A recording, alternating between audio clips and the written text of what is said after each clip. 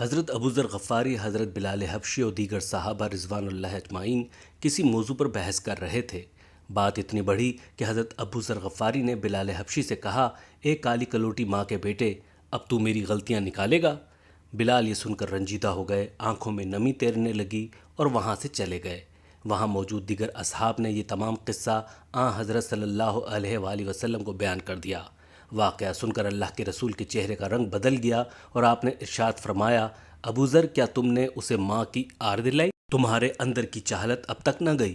اتنا سننا تھا کہ ابوذر یہ کہتے ہوئے رونے لگے، یا رسول اللہ، میرے لیے دعائے مغفرت کر دیجئے، اور پھر روتے ہوئے مسجد نبوی سے نکلے۔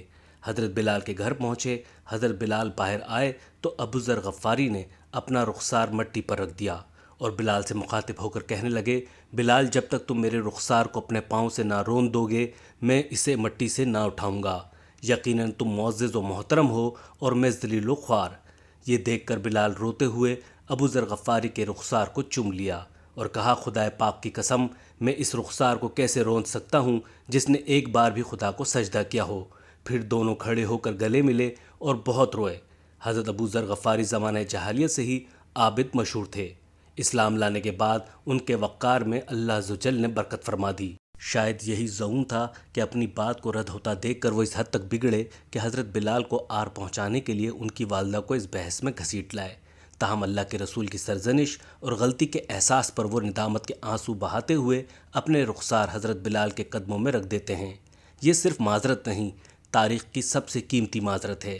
انسان اپنے بیانیے، نظریے یا خود پر ہونے والی لعن طعن پر مشتعل ہو کر بد زبانی پر اتر آ ہی آتا ہے، جو کہ اس کی جبلت کا حصہ ہے۔ لیکن غلطی کا احساس، ندامت کی معافی اسے ابوذر غفاری بناتی ہے تو درگزر اور معاف کرنے والے کو دنیا سید بلال کے نام سے جانتی ہے۔ ریاست مدینہ میں پیش آئے اس واقعے کو بیان کرنے کا مقصد مملکت خداداد کو ریاست مدینہ بنانے کے دعوے داروں کو یہ بتانا مقصود تھا کہ یا تو آپ ریاست مدینہ بنانے کے اہل نہیں یا پھر آپ کا نعرہ کھوکھلا ہے۔ عمران خان کی جانب سے مریم نواز کو بھرے جلسے میں ذو معنی جملہ کسنا ملک کی سیاست کے اخلاقیات کا آئینہ ہے۔ یہ درست ہے کہ ملکی تاریخ میں اس سے قبل بھی خواتین پر جملے کسے جا چکے ہیں۔ محترمہ فاطمہ جناح کو ایوب خان نے بڑھیا، غدار، نسوانیت سے محروم، نہ جانے کیا کیا کہا تو خرم دستگیر کے والد غلام دستگیر نے کتیا تک کہہ ڈالا۔ خیر، صدر ایوب باوردی ہینڈسم تھے، اس لیے اس وقت کھل کر تنقید تو نہ ہو سکی، لیکن ایک عامر کی اس روایت کو آمریت کی کوکھ سے جنم لینے والوں نے جاری رکھا۔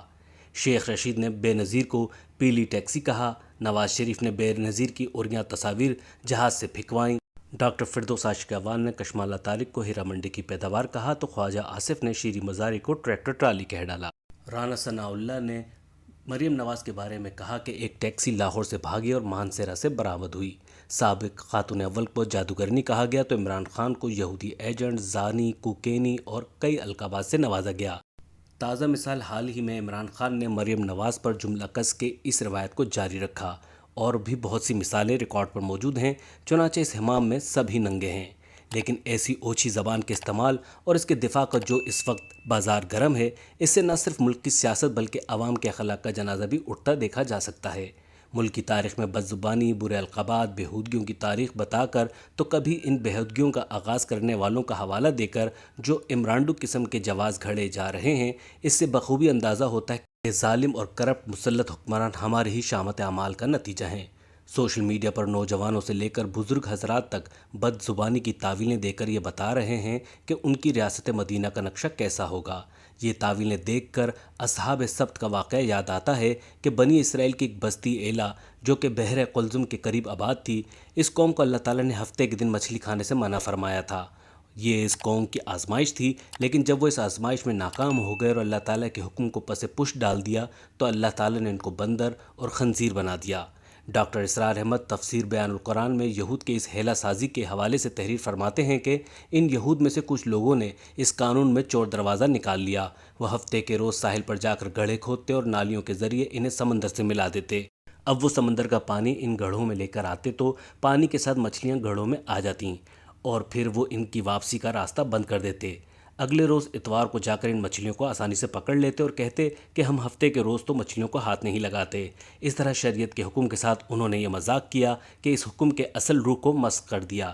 حکم کی اصل روح تو یہ تھی کہ 6 دن دنیا کے کام کرو اور 7واں دن اللہ تبارک و تعالیٰ کی عبادت کے لیے وقف رکھو، جبکہ انہوں نے یہ دن بھی گڑھے کھودنے، پانی کھولنے اور بند کرنے میں صرف کرنا شروع کر دیا تھا۔ ان کے اس ہیلے بہانے کی وجہ سے پروردگار نے انہیں عذاب میں مبتلا کر دیا۔ بنو یوتھیا کے مائکرو ویو اوون میں گرم مسلمان مقافات عمل کی چادر سے اس فعل کی سطر پوشی کر رہے ہیں تو ہلکی آنچ پر ابلے لبرلز انصافیے اسے ٹٹ فور ٹیٹ کی چڈی پہنا رہے ہیں۔ سچ تو یہ ہے کہ جب گناہ بڑھ جائیں تو پروردگار حافظہ کمزور کر دیتا ہے اور عقل چھین لیتا ہے۔ ریاست مدینہ کے قیام کے لیے صرف قائد ہی نہیں بلکہ اس خلق کی بھی ضرورت ہے جو بنی اسرائیل کی طرح اپنی غلطی پر تاویلے اور ہیلے نہ گھڑے، بلکہ ابو ذر کی طرح توبہ اور معافی کے طالب ہوں۔ یہ نہ ہو کہ کسی کو آر پہنچانے میں آپ اس حد پر پہنچ جائیں کہ روز محشر سرور کائنات صلی اللہ علیہ وآلہ وسلم سرزنش کرتے ہوئے کہہ اٹھیں، تمہارے اندر کی جہالت کیوں نہ گئی۔